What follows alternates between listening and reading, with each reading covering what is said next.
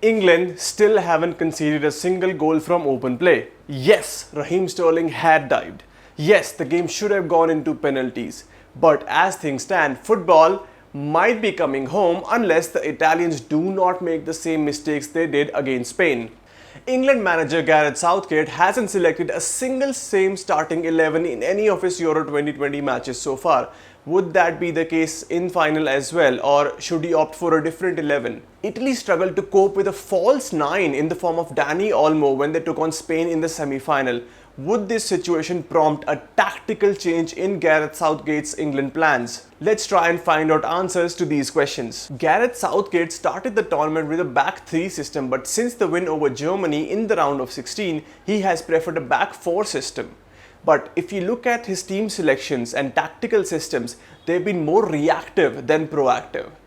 Southgate has been conservative manager who believes more in selecting a team that negates the opposition's strengths than a team that utilizes its own potential in the best possible manner. If you are to pick an England 11 not knowing which team they would play against, it would probably be difficult to leave out the likes of Jadon Sancho, Rashford, Jack Grealish or Mason Mount on the bench.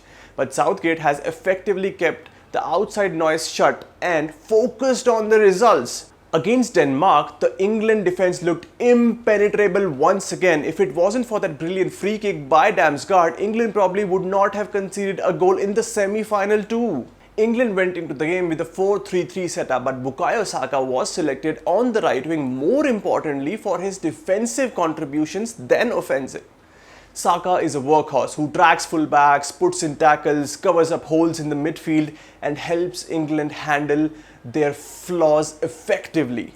With Rice and Phillips deciding to stay at the base of the midfield covering the defense, it becomes really difficult to launch an attack for the opposition through the middle, while Mason Mount's pressing gives the opponent team's attackers very little time on the ball. But will that be enough against Italy in the final? After all, Italy have been equally good in the tournament, if not better. Italy must consider themselves lucky to go through to the final as they were completely left stunned by Spain's tactical tweak.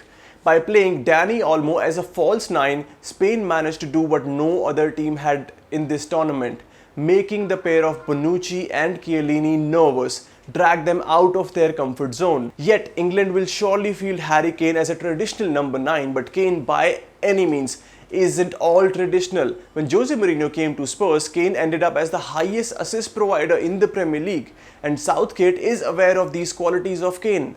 Expect the England striker to drop deep into the midfield like Dani Olmo did for Spain against Italy in the semi-final. But Olmo did not look comfortable at all when put into traditional number 9 roles. This is where Kane is different. Kane cannot just drop deep into the midfield and distribute passes, but can also convert chances when put into promising positions like that of traditional number 9s. I'm not expecting Italy to alter their playing 11 from the semi-final despite it being a penalty shootout win over Spain.